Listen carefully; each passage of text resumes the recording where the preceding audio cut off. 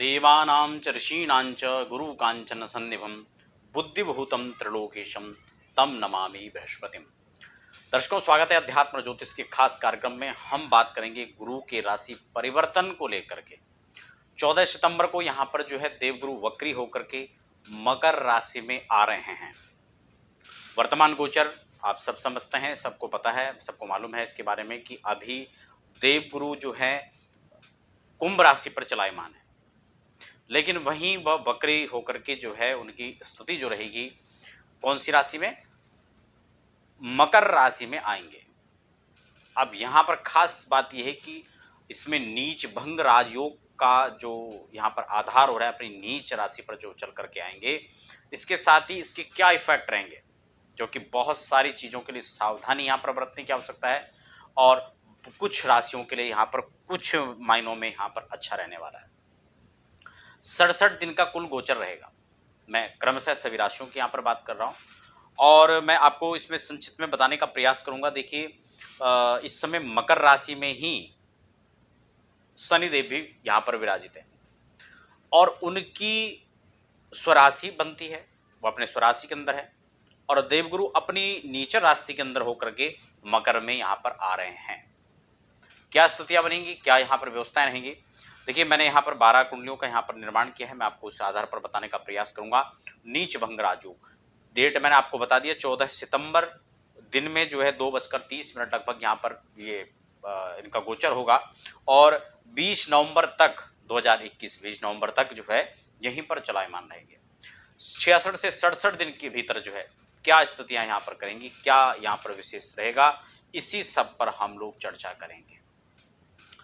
लेकिन इससे पहले हमें एक चीज यहाँ पर समझना बहुत अत्यंत आवश्यक हो जाता है कि एक तो हमारी जो हम राशि की बात करते हैं, तो राशि का मतलब कुछ लोग कमेंट में लिखते हैं कि ये आप लगन राशि के हिसाब से बात करेंगे या चंद्र राशि के हिसाब से। मैं आपको इस गलतफहमी को भी दूर कर देता हूं। राशि का मतलब चंद्रमा के आधार पर ही राशि होती है। लग्न कहते हैं अगर जिसको हम लग्न राशि नहीं कहा जाता, लग्न लग्न होता है और चंद्रमा के हिसाब से जो हम देखते हैं उसको राशि कहते हैं।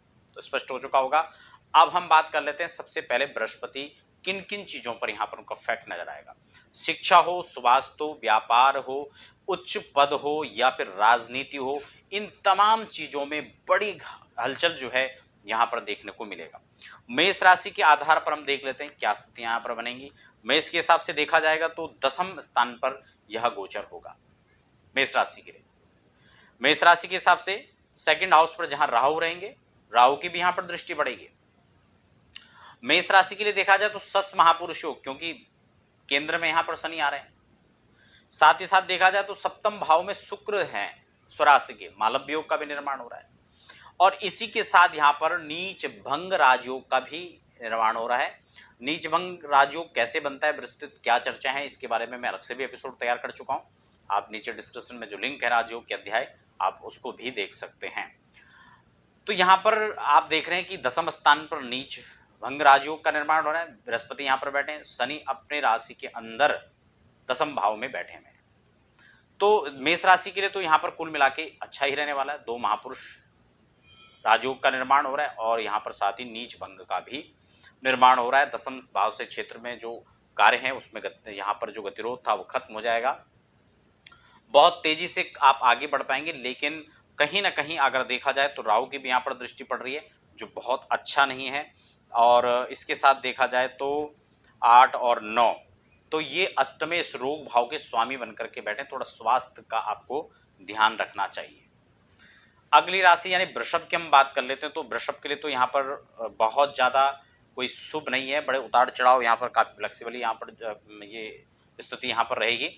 उतार चढ़ाव का सामना आपको यहाँ पर करना पड़ेगा। इस हिसाब से देखा जाए तो 3, 4, 5 और 6 षष्ठम भाव के अंदर यहाँ पर जो है बुध वाणी के कारक जो माने जाते हैं वो यहाँ पर पंचम भाव में संचरण करेंगे। साथ ही साथ भाग्य स्थान पर यानी 9वें भाव के अंदर जो है यह संचरण आपका रहेगा। तो भाग्य में निश्चित रूप से यहाँ पर वृद्धि देखने को मिल सकती है, लेकिन कहीं ना कहीं बहुत श्रेष्ठतम यह योग नहीं माना जाएगा, क्योंकि एकादशेश लाभ भाव के स्वामी जो हैं कहाँ बैठे हैं, नीच होकर के भाग्य स्थान पर बैठे हैं। तो बहुत ज़्यादा स्थिति यहाँ पर वृषभ के लिए अनुकूल नहीं कही जा सकती, बहुत ज़्यादा अच्छा यहाँ पर नहीं कहा जा सकता। तृतीय राशि की हम बात कर लेते हैं यानी मिथुन की। तो मिथुन के हिसाब से देखा जाए तो भद्र महापुरुष योग का निर्माण हो रहा है, क्योंकि बुध यहाँ पर चतुर्थ भाव में बैठे हुए हैं। तो बुध का यहाँ पर जहाँ सकारात्मक परिणाम आपको मिलेंगे, अच्छे रिजल्ट यहाँ पर मिलेंगे।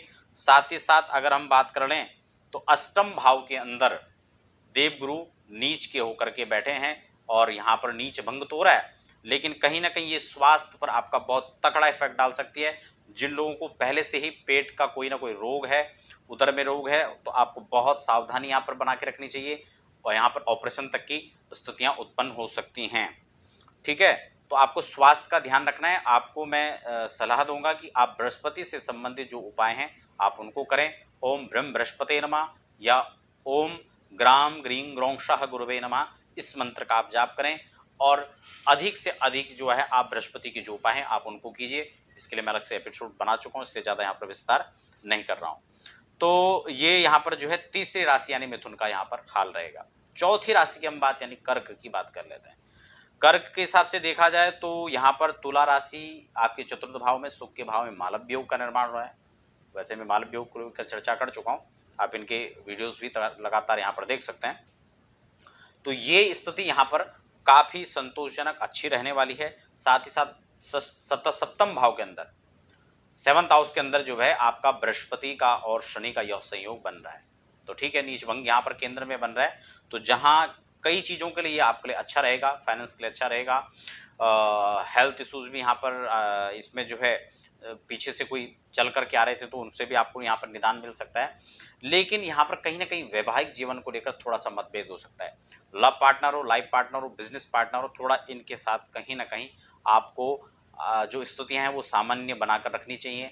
कहीं ना कहीं गतिरोध को खत्म करने का प्रयास करना चाहिए। अगर पीछे से कोई विवाद चला आ रहा है तो उसमें भी आपको सावधानियां बरतने की आवश्यकता है, वरना ये विवाद ज़्यादा आगे बढ़ सकता है और स्थितियां बहुत प्रतिकूल हो सकती हैं। कहीं ना कहीं अगर कोई अदालती मामले चल रहे हैं तो वहाँ पर भी आपको सजग और सावधानी के साथ आगे बढ़ना चाहिए। अगर हम बात पांचवी राशि की बात कर देते हैं सिंह की, तो सिंह के लिए यह जो स्थिति चलायमान रहेगी यह षष्ठम भाव के अंदर रहेगी।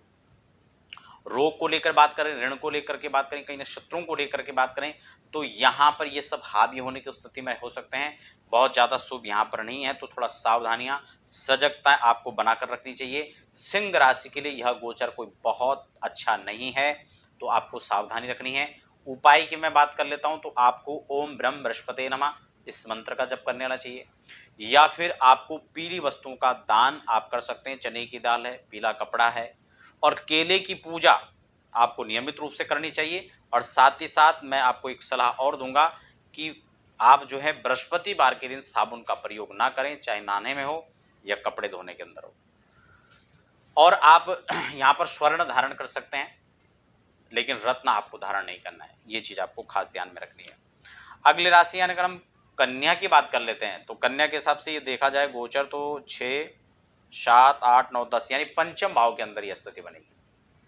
और पंचम भाव में स्थिति बनने से निश्चित रूप से जो शिक्षार्थी हैं, शिक्षा में कहीं ना कहीं जो स्थितियां यहाँ पर सामान्य होने की स्थिति में थे वो फिर बैक एक बार मारेगी और पढ़ाई से मन हटेगा। हायर एजुकेशन की बात करें तो उनके लिए विशेषकर यहाँ पर गतिरोध उत्पन्न हो सकता है। और ये सभी चीजें आपके अपनी जन्म राशि के अंदर ही नहीं, आपको गोचर और आपकी दशाओं के आधार पर यह इफेक्ट यहाँ पर जो है देखने को मिलेगा। तो कुल मिलाकर यहाँ पर देखा जाए तो कन्या के लिए भी बहुत ज़्यादा स्थिति जो है सामान्य ही यहाँ पर है, बहुत ज़्यादा अनुकूल नहीं कही जा सकती। अब बात कर लेते हैं हम तुला राशि की। तुला के हिसाब से देखा जाए तो लग्न में यहाँ पर मालव्य योग का तो निर्माण हो ही रहा है। साथ ही साथ यहाँ पर बृहस्पति और शनिदेव आपके केंद्र यानी चतुर्थ भाव के अंदर आएंगे, जिसका आप ये मान कर चलें कि षष्ठ महापुरुष योग का निर्माण होने के साथ साथ नीच भंग राजयोग की स्थिति यहाँ पर उत्पन्न होगी। तो ये आपके लिए खासकर यदि प्रॉपर्टी आप जोड़ना चाह रहे हैं तो उसके लिए आपको अच्छा रहेगा। वाहन आदि का कोई प्लान था और आपको वो सफल यहाँ पर नहीं हो रहा था, तो ये स्थिति जो गोचर की है वो आपके लिए यहाँ पर अच्छा लाभ लेकर के आएगा। लेकिन यहाँ से 2, 3, 4, 5 लेकिन कहीं ना कहीं पंचम पर भी यहाँ पर नीच दृष्टि रहेगी, तो सॉरी अष्टम पर, तो इसलिए स्वास्थ्य का थोड़ा सा आपको भी ख्याल रखना चाहिए। उपाय के तौर पर आपको गुरु ब्राह्मणों का सम्मान करना चाहिए, अपने जो बड़े हैं उनका सम्मान करना चाहिए और स्वर्ण धारण आप कर सकते हैं। वृश्चिक की बात करें तो यहाँ पर बहुत अच्छा परिणाम यहाँ पर नहीं है। कहीं न कहीं भाई-बहनों के साथ अलगाव की स्थिति हो सकती है, बिखराव की स्थिति हो सकती है, पराक्रम पर कहीं न कहीं कोई धब्बा लग सकता है और मेहनत आप जो है, जो कर रहे थे, जो करने के लिए आप उत्सुक थे, कहीं न कहीं यहाँ आलस्य, निर्माद, प्रमाद की स्थिति भी देखी जा सकती है। और ख़ासकर गले का अपना ध्यान रखें, गले में किसी न किसी प्रकार से इन्फेक्शन की स्थिति पैदा हो सकती है, कंठ का रोग हो सकता है, इसमें जो गले में जो है आप गाँठ बन जाती है या टॉन्सिल इत्यादि जो हो जाते हैं, तो वो कहीं न कहीं यहाँ पर जो है स्थितियाँ अगर पीछे से भी कोई गले में इन्फेक्शन था कोई हो तो वो विकराल रूप ले सकता है, इसलिए बहुत सावधानी यहाँ पर रखनी चाहिए। कैंसर इत्यादि में भी वह प्रणीत हो सकता है, तो ये आपको खासकर ध्यान रखना चाहिए और गुरु के उपाय आपको करने चाहिए। उपाय में आप सर्वश्रेष्ठ रहेगा कि आप जो है बृहस्पति के जप करें, वैदिक मंत्रों का जप करेंगे तो ज़्यादा सुखद और अच्छे परिणाम यहाँ पर आपको मिलेंगे। स्वर्ण आप भी धारण कर सकते हैं, रत्न आपको नहीं धारण करना है। अगर हम धनु की बात करें तो आपको देखो स्वास्थ्य का यहाँ पर ख्याल रखना पड़ेगा। द्वितीय भाव में लग्नेश बनकर के, लग्नेश नीच के होकर के आपके द्वितीय भाव में जा रहे हैं। धन की स्थिति तो मजबूत हो सकती है क्योंकि नीच भंग यहाँ पर हो रहा है, लेकिन जो है स्वास्थ्य के लिए आपको अवरोधता यहाँ पर नजर आएगी, तो कहीं ना कहीं आप स्वास्थ्य का आपको ध्यान रखना चाहिए। तो धनु के लिए भी मिला जुला कर देखा जाए तो बहुत श्रेष्ठतम तो नहीं, धन के मामले में कुछ यहाँ पर अच्छा रहेगा, तो आपको यहाँ पर बृहस्पति से संबंधित जो उपाय हैं आपको भी यहाँ पर करने चाहिए।